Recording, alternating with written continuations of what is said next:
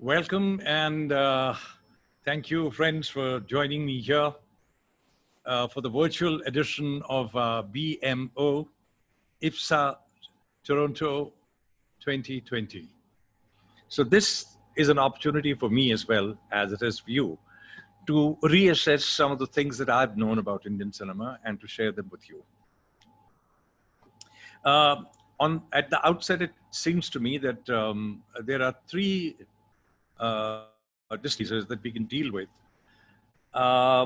where these influences are quite clearly manifest.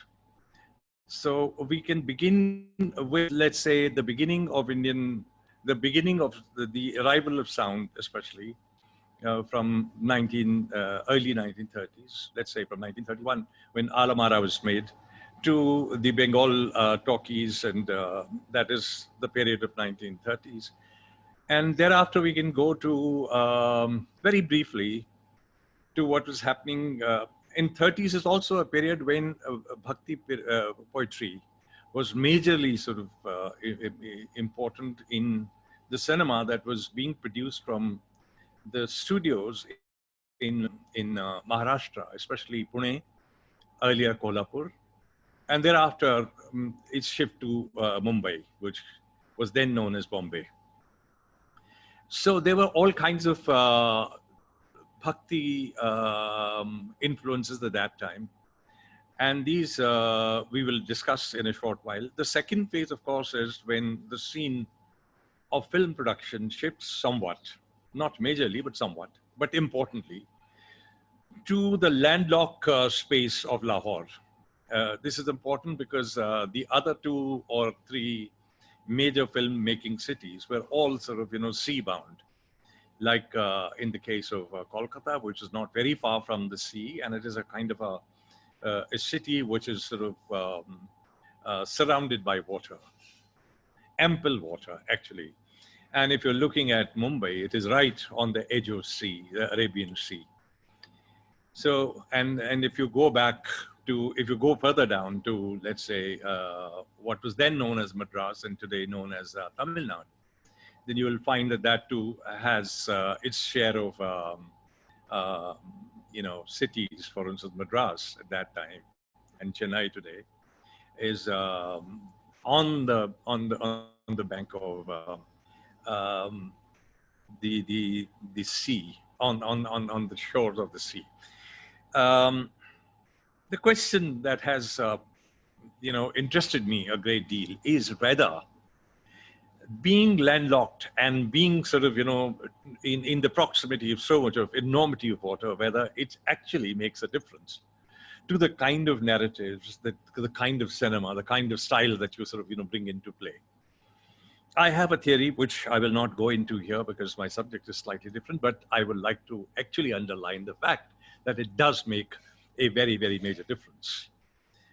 Because your way of relating to the cosmos and the rest of the world changes drastically. So the next phase is the post-independence or post-partition phase, because partition is a very traumatic experience in which the loss of life, the loss of property, the loss of dignity, the human dignity, the whole narratives of dislodgement, etc., etc., and of course the loss of cultural moorings. So it leads to a different kind of reorganization of the human body and the human soul in terms of existence and in terms of the ideologies, the nationalists and non-nationalists and the global ideologies that they will live through. So the period is from 1947. Its beginning is actually, it goes back to, let's say, 1946, and it goes well into up to about 1964, when our first Prime Minister Nehru passes away. It's important to remember that the initial phase of our independence, where we have self-governance, the motif of the family is very, very important. So we have two different kinds of cinemas. One which is utopic, where we are into construction of a newly sort of, or a nascent a nation state and a nationhood, and the dystopian parallel to that. So we are living down a narrative of family that we've inherited from the unity that was forged as a result of our fight against the British colonial rule. And the dystopian thing is already beginning to question the very idea of independence and so on and so forth. Whether Sufism and Bhakti poetry plays a part in all this is something that we are going to address very briefly. And after that, there is a lull because from 1964, after the death of Nehru, the family narrative disintegrates very briefly, and not very briefly, in fact, for almost a decade and a half, if not more. And in that, the cinema now becomes a search for a lost father. If you look at the early cinema of Amitabh Bachchan, then you will find that the angry young man is not just angry because he's disanchored, he doesn't have jobs, he's out on the road and so on and so forth, but he is also separated from the father. That separation from the father. So in a kind of in a very literal sense, there is this enormous sort of, profound existential sort of anxiety due to the inheritance of a bastardized existence. And I'm not using it as a swear word, but bastardized here actually means a existential sort of, condition. Whether in this period there is any influence of Sufism, I'm not so sure. Although we have Qabbalis being used, we have the genres. And the use of genre and its dissociation from the ideology of Sufism and Bhakti poetry, these are two separate things, because Sufism cannot, and Bhakti poetry for that matter, cannot be divorced and cannot be separated from the larger sort of, ideological sort of moorings and ideological underpinnings. So my feeling is that it becomes more of a cosmetic sort of, linkage to Sufi Bhakti tradition, if at all. And and then of course in India there is a whole lot of dissonance which is happening because of the identity politics, and there are all kinds of politically very let's say questioning movements which are taking place. You have the first sort of conglomerate of right and left liberal forces that will sort of ease Indira Gandhi out of power briefly, and then of course the rise of these these very diverse and sort of often contradictory forces, and the formation of a government which lasts barely 2 years, and thereafter the return of Indira Gandhi in an avatar which is far more sort of fierce and which is far more sort of tyrannical. And this also actually witnesses the rise of divisive identities of various subnationalities, including one in Punjab and subsequently in Kashmir. And maybe elsewhere down south in Tamil Nadu, which is happening in Sri Lanka more predominantly. But this is not the period where these texts are invoked in their ideological sort of, in their ideological sort of resonance. So there is a degree of generic reaching out, but this is not really a resonant reaching out. That's my thesis.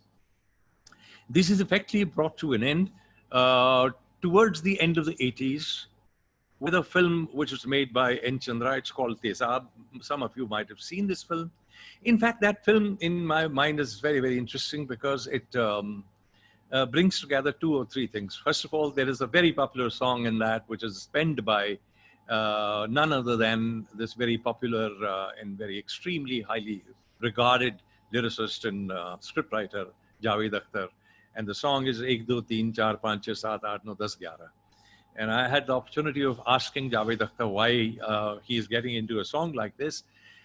Of course, I had a thesis, and my thesis was that there are various modes of Sufi poetry in which we deal with. Let's say we recount the days of the week, we recount the days of the months of the year, we recount the alphabets, and we also sort of go into a literal sort of, counting. So in a way, there is some kind of a, relationship that is clearly visible, but it's a relationship which is sort of, also performative, and it is being done by a girl who's on stage and who's singing for the audience, who's very raucous, and who is um,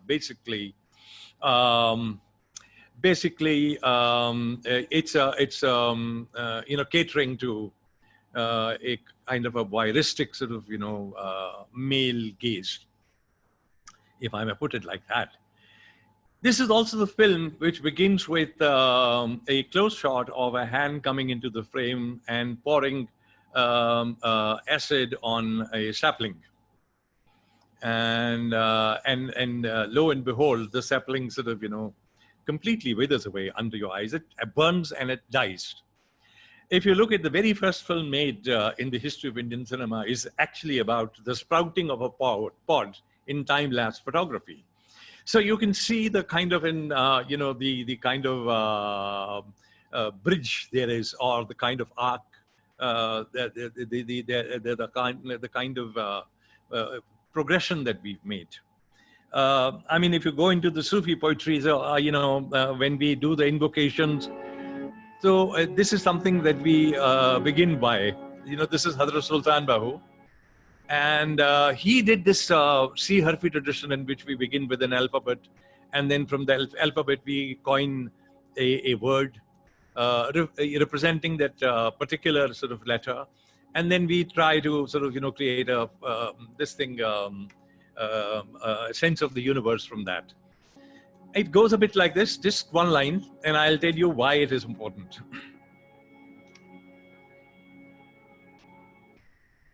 Allah pi Allah,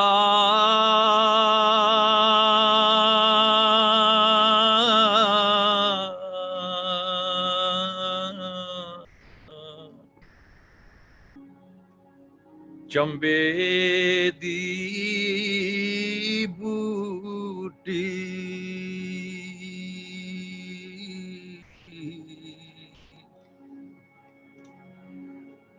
Murshad man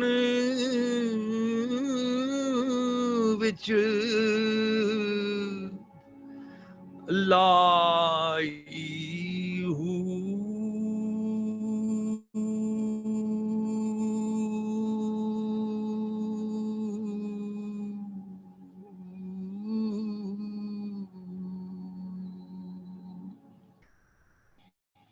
Alif Allah, Alif Allah, Chambedi Bhuti, Murshid Man Vich Laihu. Now, just look at the linkage that we are making between the first film that is a silent film made in time-lapse, quite revolutionary, time-lapse photography, in which we see a pod becoming a sapling. And you come to the end of the 80s and a film made by N. Chandra called Tezab, in which we see Tezab being quite irresponsibly sort of poured on a plant and it burns. As somebody who's concerned about ecology and living through these horrible times that we are, and in which we are sort of, reluctant to raise ecological questions. These questions were raised by the Sufis. These questions were raised by the very beginning of Indian cinema. And these questions are now being cannibalized. Not by all, but by some. Alif Allah Chambedi Bhuti. I begin from the letter Alif, and I recall Allah, the Almighty. But in remembering the Almighty, I am also remembering that which is no might at all. Chambedi Bhuti. Chamba is a small garden. Unknown, any garden, not the city Chamba, but the Chamba, the small garden.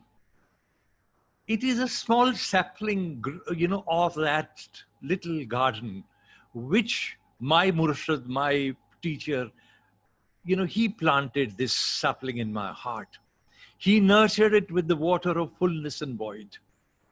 Nafiyas baat da pani milya. It's a nafiyas baat, the concept which comes from Islam, is shared with, let's say, Hinduism, where we talk where we talk about shunya, and with you know, with Buddhism as well. You know, the whole notion of shunya, the larger sort of, you know, engagement with the universal energy or multiversal energy in terms of shunya.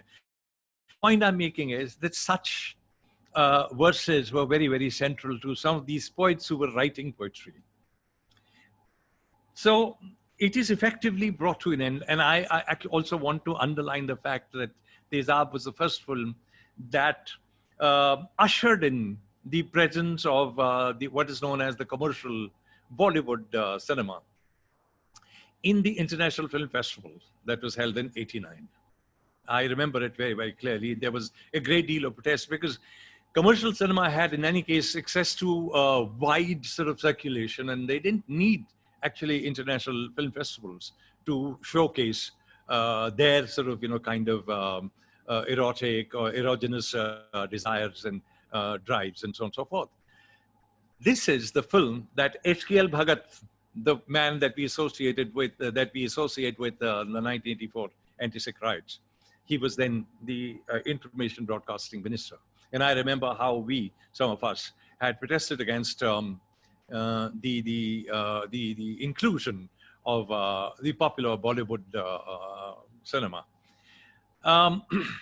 So this is one. And then thereafter, in the beginning of the 90s, we see the rise of certain perspectival sort of, you know, cinema, which is very landscaping. And this is a new way in which Sufism is, priced open. And the person who is, to my mind, absolutely seminal to this new kind of music and to this new kind of touching the other is A.R. Rahman. And he does it with his very first film, Dil Se.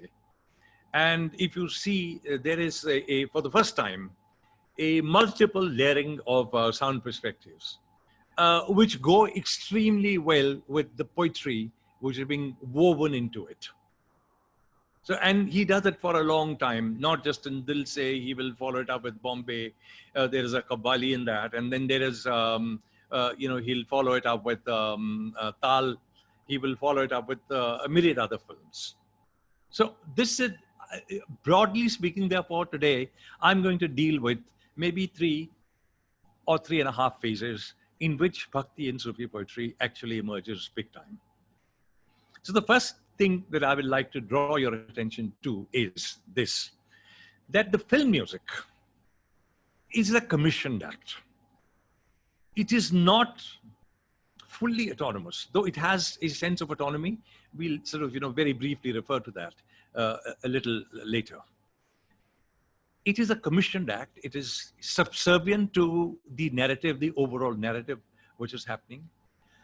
And it has to serve that narrative either as some kind of what is known as extra diegetical sort of break, although it embellishes emotions in our context, or it somehow creates a kind of a bridge between the archetypal memories that we have of who we are and our lived emotions in a very, very contemporary sense. So in that sense, the film music helps ordinary people to sort of, for a little while at least, to become sort of, a more intimately linked to their own sort of archetypal or primeval self. That may actually be a kind of a debatable thesis, but it is one of the theses, and I in fact feel like defending that. The other thing about Indian film music is that it is commissioned at the act which will involve the involvement of the director, because he will choose where he wants the song, or he or she will choose where the song is wanted. And he or she will choose who will be most suitable to do that kind of song, who the singer should be, who the poet should be, and who the music composer should be. Of course, it also brings in the unknown sort of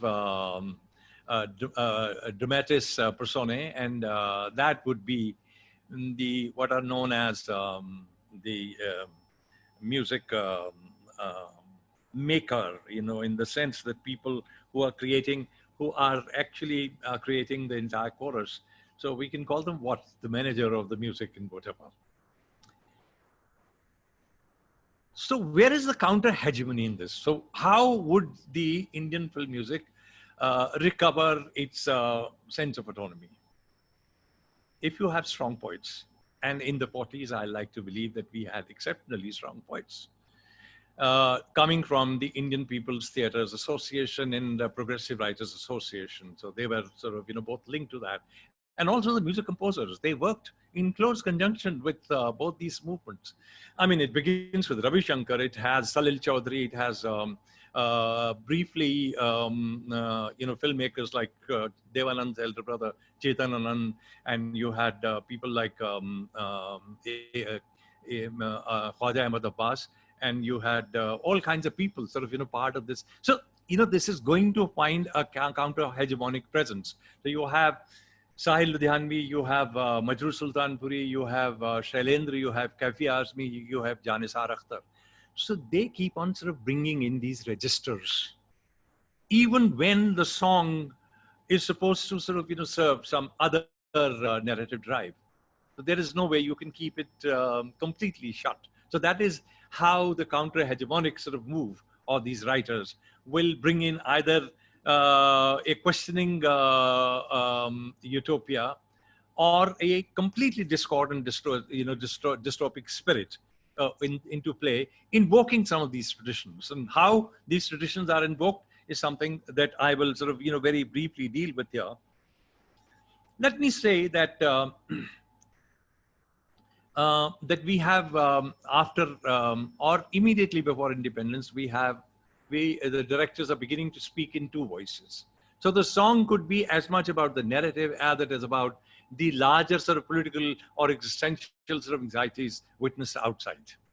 In a country which is either about to, achieve freedom and is about to become, self-governed, or it is to have a newly sort of liberated sort of idea of the self, or it has already become liberated. So there are, for instance, if you go back to a film that started, that was commissioned a little before independence, but it was released in 1948 or maybe 1949. It took that long. It was a film called Mahal. And the producers of that film were both Devika Rani and Ashok Kumar. Ashok Kumar also did the lead role. Madhubala was doing the female lead. And the music was given by Khemchand Prakash, and the lyrics were written at that time by the iconic sort of lyricist called Nakshab. Now, here, Kamal Amrohi, who was the director, he wanted an ad-lib sort of, singing preceding its main song. And the main song, you probably would know, some of you who are as old as I am, and even older would know. And the song was, the first line of the song, I remember, Aega, Aega, Aega, Aega, aane wala, Aega, Aega, Aega. Now, who's going to come? So it is about the narrative as much as it about the arrival. And what is this arrival? In a neo-nascent and or possibly about to be born India. And Nakshab wanted to include this song to proceed by an ad-lib melody, which ran for about 2 minutes and 43 seconds or maybe more in the film. And this is something that was completely shot down by both Nakshab and Ashok Kumar. They thought it was an idiotic idea to have an ad-lib thing. But the ad-lib was, I don't quite remember, but I will tell you what it was. da, da.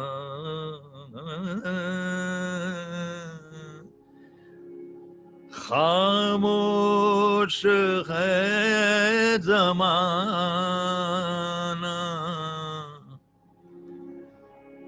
चुपचाप है नज़ारे. The world is silent and all the landscapes are sort of kind of breathing in sleep.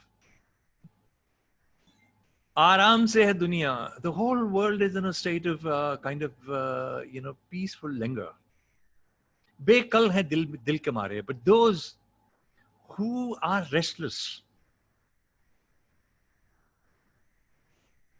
the people who are stricken in the heart, they are restless. ऐसे में कोई आहट इस तरह आ रही है. Within all this silence, there is a rustle that is felt. ऐसे में कोई आहट इस तरह आ रही है. It is coming, it is felt like this. जैसे कि चल रहा हो दिल में कोई हमारे. As if somebody is walking inside our heart. और दिल मचल रहा है और इस आस के सहारे.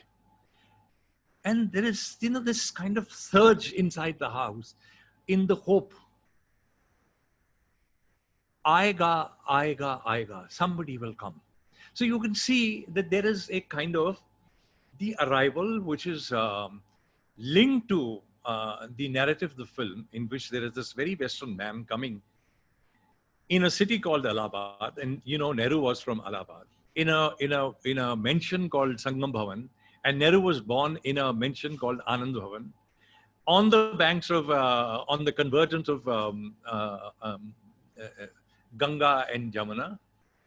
And here too is the same. And here is a Western man, Ashok Kumar, in a Gothic mansion, which is very similar to Anand Bhavan. And there is, of course, the largest context. But this is kind of, the whole idea of arrival. The whole idea of arrival shrouded in mystery has a very distinct, linkage to a kind of a Sufi thought. This, there's something very numinous about this. Something, very, very fragile, something very disembodied, but something which is going to take shape. So you have these two, two voices. And therefore, the point I'm making is that there is a counter hegemony at work. The director himself wants this to be in double register, and it is happening in double register. And for that, he is in fact taking a very unusual route, and he would want his song to be in sort of, in a melody without the beat.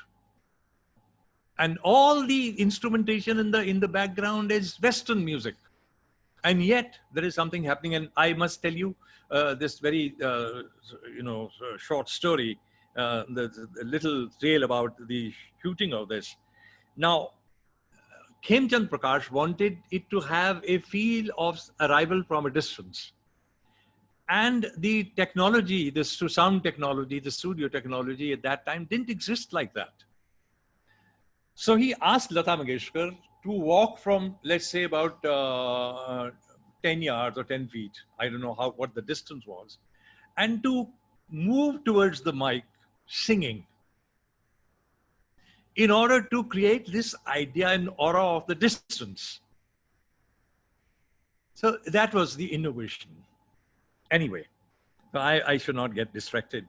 I must, come to the main point. The main point is that there is a counter-hegemonic mode, even though it doesn't have the clear mandate to be ideologically rooted like the Sufi texts. But it is sort of, making a move, and it is inserting that margin. And it has a way of diluting. I don't think it is diluted, actually. It's very fine poetry. And this poem, in fact, is not written by Naqshab. When Naqshab refused to write this, Kamal Amrohi himself penned these lines. And these are beautiful lines. Very simple, but very effective. this is something that Raj Kapoor was also doing in the 50s when he started making his film. He would actually sort of, in most of his films, the hero would be a kind of a vagabond, or if not a vagabond, then somebody who is, without any financial sort of, means. So the person is sort of, kind of confined in either, living off the road or living literally on the road, quite homeless. Um, homeless in an economic way, but homeless, when we speak about homelessness, we also speak about the Sufi concept of la makan, which is actually the induced sense of homelessness through the creative act. In the case of Raj Kapoor, what is the creative act? The creative act is one of falling in love. Falling in love with a girl who's equally destitute, but slightly better, a little more sort of, in control of her economic being than Raj Kapoor is. A very dignified Nargis. And and there is this song where they meet on a roadside dhaba, and it's raining, it's pouring. And in that song, actually, you for the first time see the entire Raj Kapoor progeny and his younger brother Shashi Kapoor and his elder son Randhir Kapoor and his younger son who passed away recently, Rishi Kapoor, also sort of has little kids walking in the background. And the song was, प्यार हुआ इकरार हुआ प्यार से फिर क्यों डरता है दिल कहता है दिल रास्ता मुश्किल मालूम नहीं है कहाँ मंजिल. Love happened, and ikrar is a kind of the promised bond happened. प्यार हुआ इकरार हुआ प्यार से फिर क्यों डरता है दिल. Then why is there this fear in my heart about this idea of love? कहता है दिल, says the heart, रास्ता मुश्किल, the path is difficult, मालूम नहीं है कहाँ मंजिल, we don't know where the destination is. This is the double voice. प्यार हुआ इकरार हुआ है प्यार से फिर क्यों डरता है दिल. प्यार हुआ इकरार हुआ है प्यार से फिर क्यों डरता है दिल. कहता है दिल रास्ता मुश्किल मालूम नहीं है कहाँ मंजिल. कहता है दिल रास्ता मुश्किल मालूम नहीं है कहाँ मंजिल. Now, you see, this is not merely a song about love between a destitute young boy and an equally destitute young girl. It is about a romantic sort of, unease or romantic sort of, uncertainty about where this newly freed nation is going to go. Although it is not directly related to Sufism, but the idea of destiny, of the idea of creating a new continent in the idea of love is very central to Sufism. It's very, very central to Sufism in that sense. So this was also important because, for the immediately after independence for 13 years, that is, let's say from 1947 to 1960, the Muslim socials disappeared from the scene of the narrative engagement of Indian cinema. It was unfortunate, but the fact of the matter is that at the same time, there were a lot of Muslim lyricists and Muslim composers who were doing wonderful, wonderful work. And these included, of course, you had the poets that I have mentioned, Sahil Ludhianvi, and you had Majroor Sultanpuri, you had Jan Nisar Akhtar, you had Raja Mehndi Ali Khan, you had S.H. Bihari, you had Kafi Azmi, and so on and so forth. And you had music composers like Sajjad Ahmed, and you had Iqbal Qureshi, you had Naushad, and you had Khayyam, and so on and so forth. So the idea, one of the challenges there was that for them to keep the Sufi registers alive. And how will they do that? Because that is one ethos that we have all lived by today, even till today. If you go to Punjab, my part of Punjab, where we are both basically sort of, in terms of numbers, we are basically either Sikhs or Muslims. We have, either Sikhs or Hindus. And we have a very minuscule sort of, presence of the Muslims, the Christians also. But basically it's Hindus and Muslims. But our day-to-day ethos, I mean, look at the akhans and look at the idioms, etc. They're all sort of, a lot of them, in fact, a majority of them are from Baba Bulle Shah or Shah Hussain or Khwaja Ghulam Farid, or even the earlier, the quintessential Adi poet of the Sufis in South Asia, Baba Farid. So there is one interesting song from a film in which this song is written by Shailendra, who is, again, as I said, was part of the Progressive Writers Association and Indian People Theatres Association. The man who actually mentored Gulzar Saab, and he was the person who was responsible for pushing Gulzar Saab into into cinema as a lyricist. So there is this film of his. There's a film in which he wrote a song, and the film is called Chori Chori. It is about, those of you who've seen this Amir Khan Juhi Chawla film where Pooja Bhatt, Amir Khan Pooja Bhatt film, in which Pooja Bhatt runs away because she wants to marry a film star. And she meets a journalist on the way in the bus, that is Amir Khan. And then she falls in love with Amir Khan. So it's a remake of Chori Chori. So there is a song.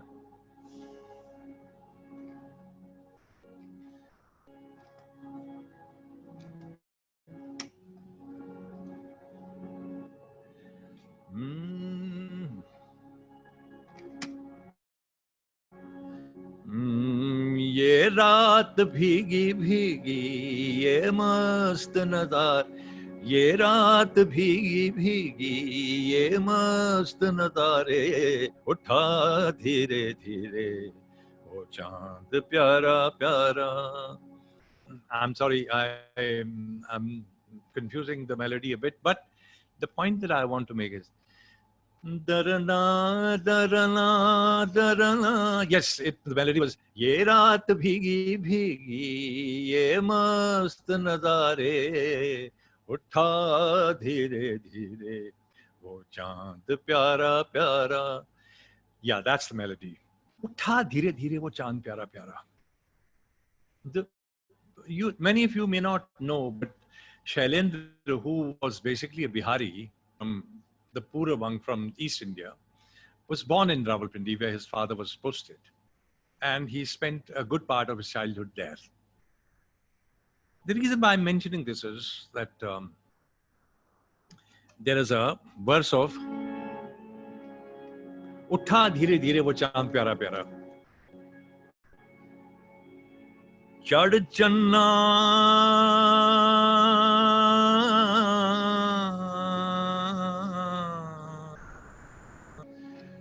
tu kar rushnai,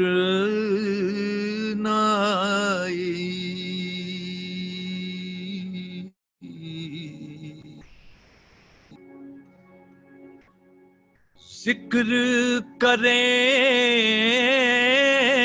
de तारे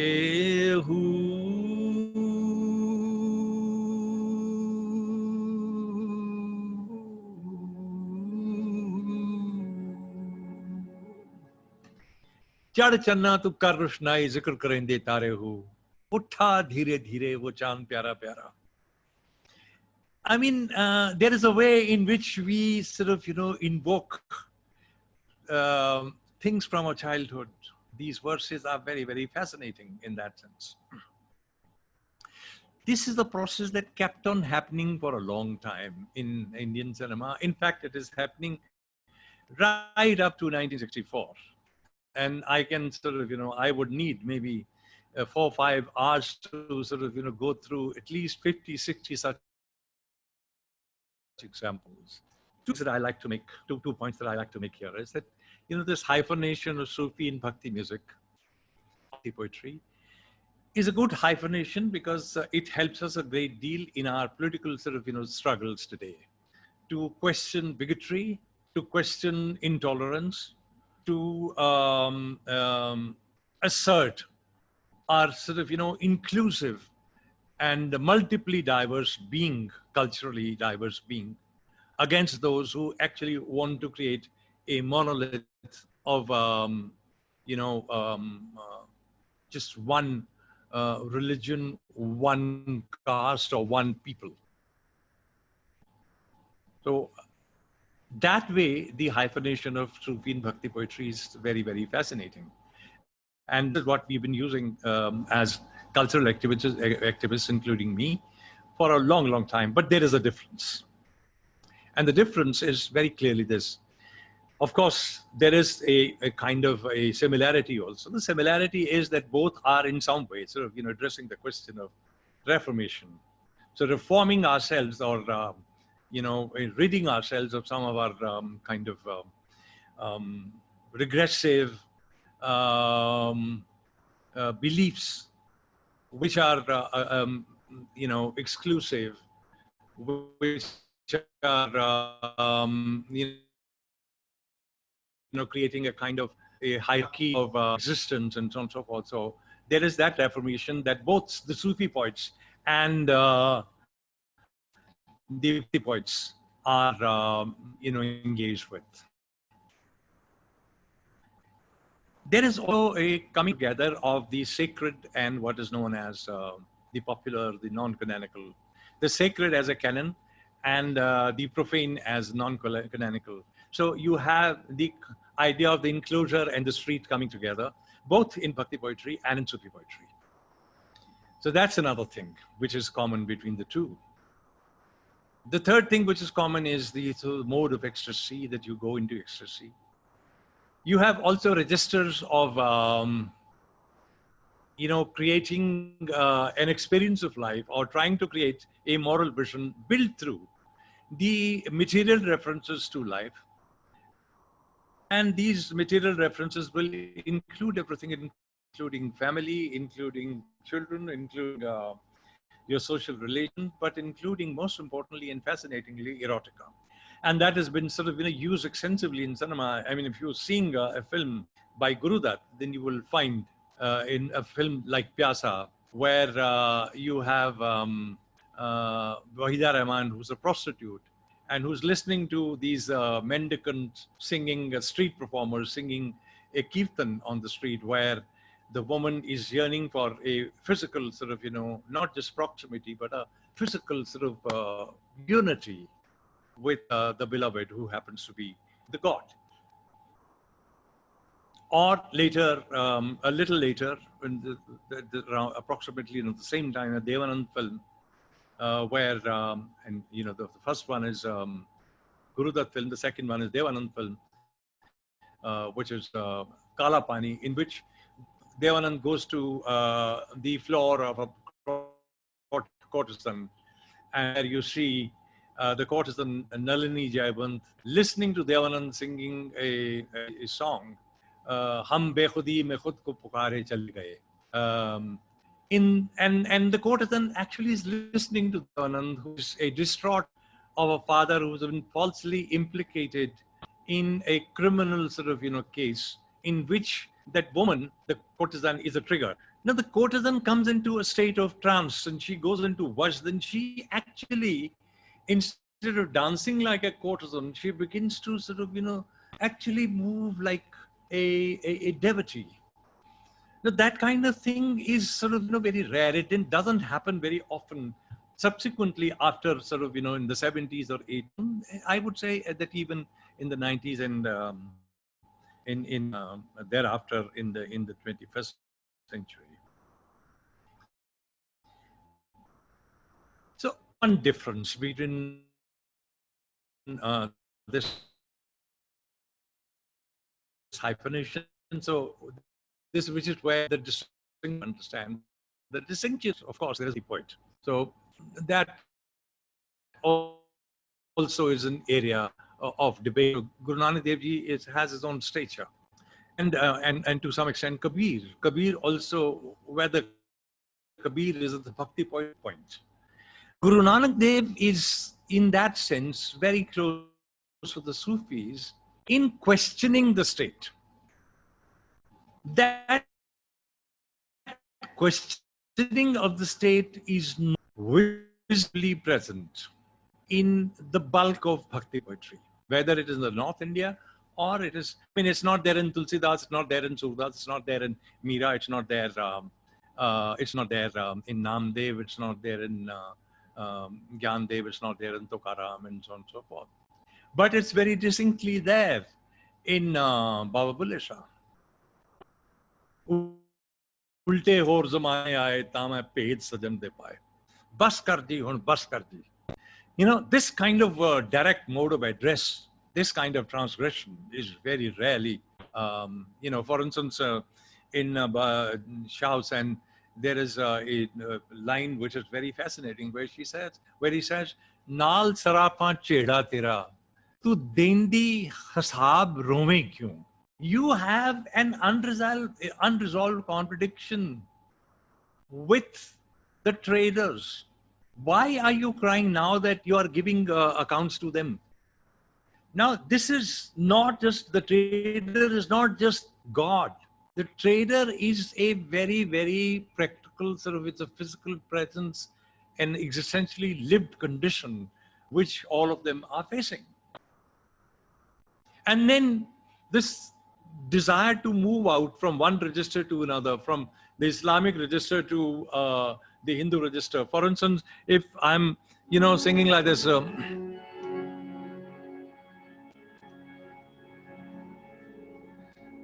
Tere mein ishq nachaiyan kar thaiya thaiya, tere ishq nachaiyan kar thaiya thaiya, rata बोड़ी पे तबीबा नहीं था मैं मर गईया तेरे इश्क नचाइया कर थैया थैया.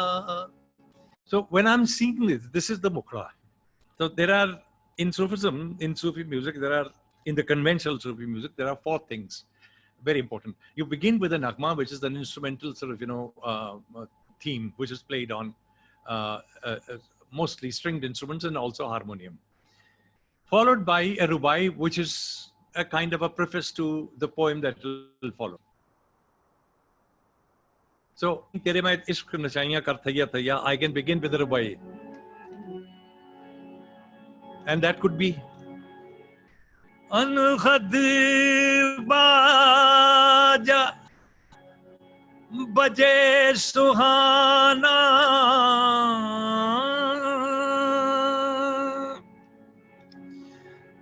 भूल गई नमाज पुलिया रोजा दोगाना, etc., etc. I didn't go on for another 4 lines. Then I come to the main sort of, you know, what is known as the refrain, Mukhra, tere main ishq nachaiyan kar thaiya thaiya. And then my stanza will start. And in that stanza, I will be singing, for instance, Dub gaya ve suraj baar reh gaya lali. Now this is the political line. Dub gaya suraj baar reh gayi lali.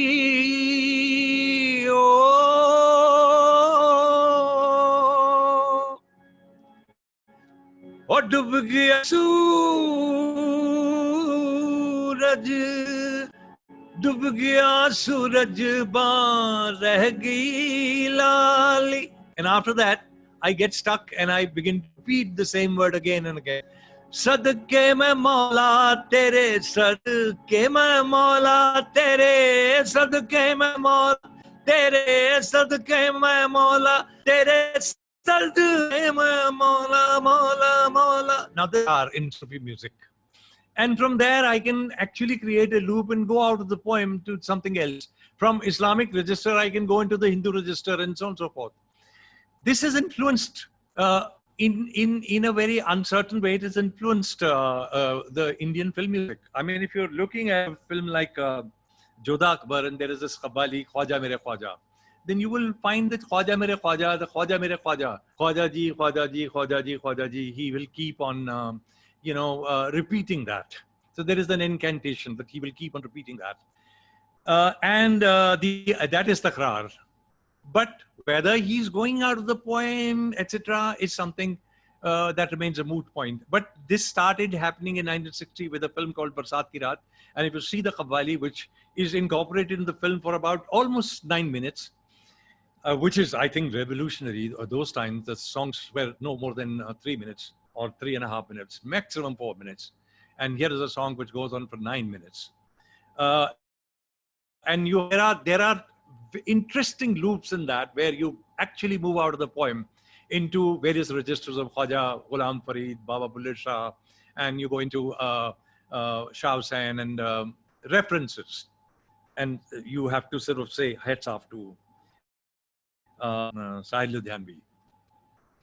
But that, despite the sound perspective in that, despite the newly emergent technologies of sound and newly emergent technologies of instrumentation, that is not seen that often. But there is one exception that I would like to speak about.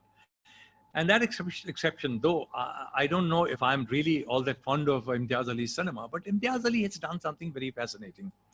What he's done is he has opened up the music and he's brought it onto the highway. If you look at, for instance, the film, the music of Rockstar, then you will find in the case of Ranbir Kapoor, he's coming onto the street, out in the open spaces.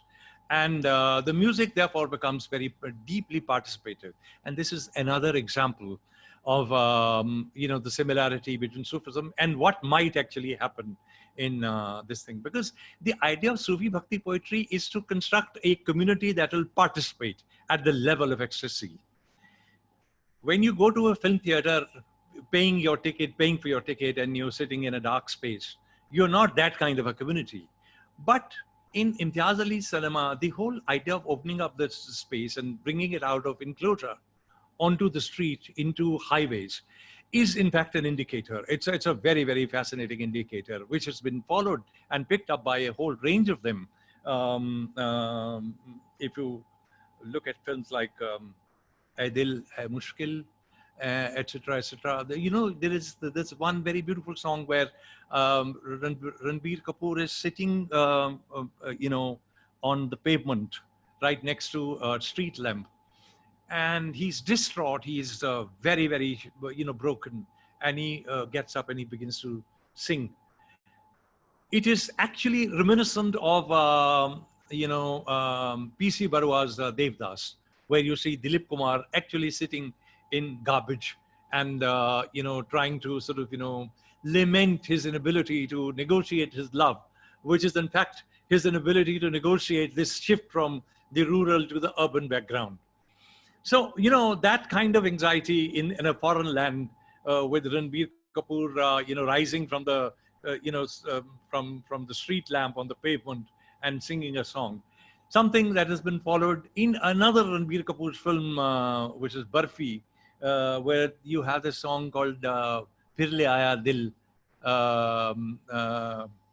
whatever, Majboor Kya Kijiye, etc.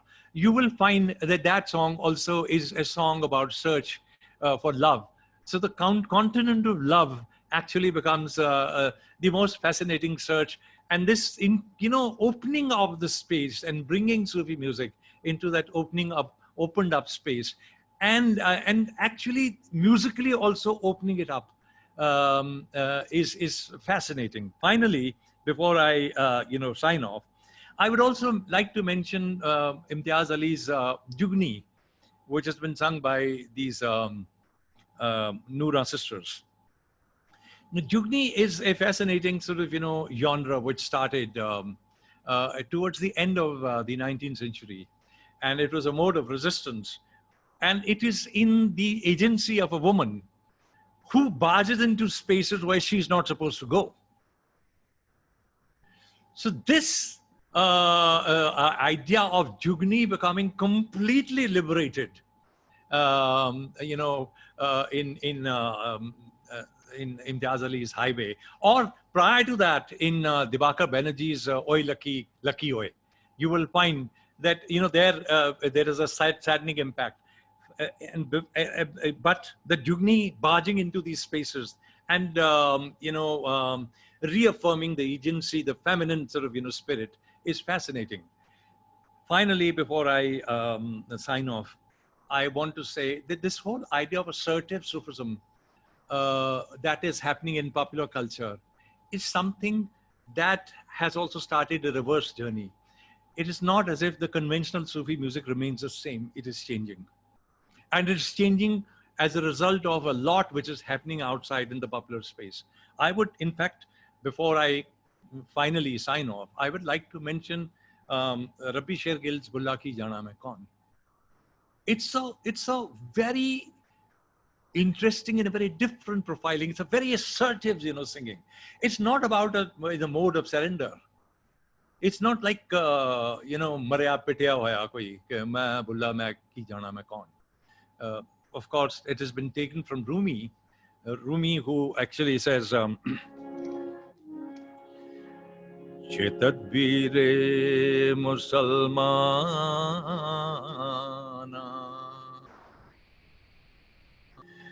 कि मन खुद रो नमी दानम. You have become very wise, you know who you are, but I don't know who I am. Bulla ki jana main kaun is a literal translation of that. Ki jana main kaun bullya, ki jana main kaun ve. Which is also, in a way, a reference to Beatles, John Lennon's Imagine there is no heaven. Imagine there is no heaven. Imagine and there is no hell. Imagine there's no heaven. It's easy if you try. It's easy if you try. No hell below us, above us, only sky. Now, that is the thread. Kabir says, Na hum nark lok ko jate, na hum swarg sidhare hon. We don't care for this heaven or heaven. What matters eventually is our creative spirit, our desire to fly, our desire to be one with the humankind and nature. So this is where I stop. And thank you very much for being patient listeners. Thanks.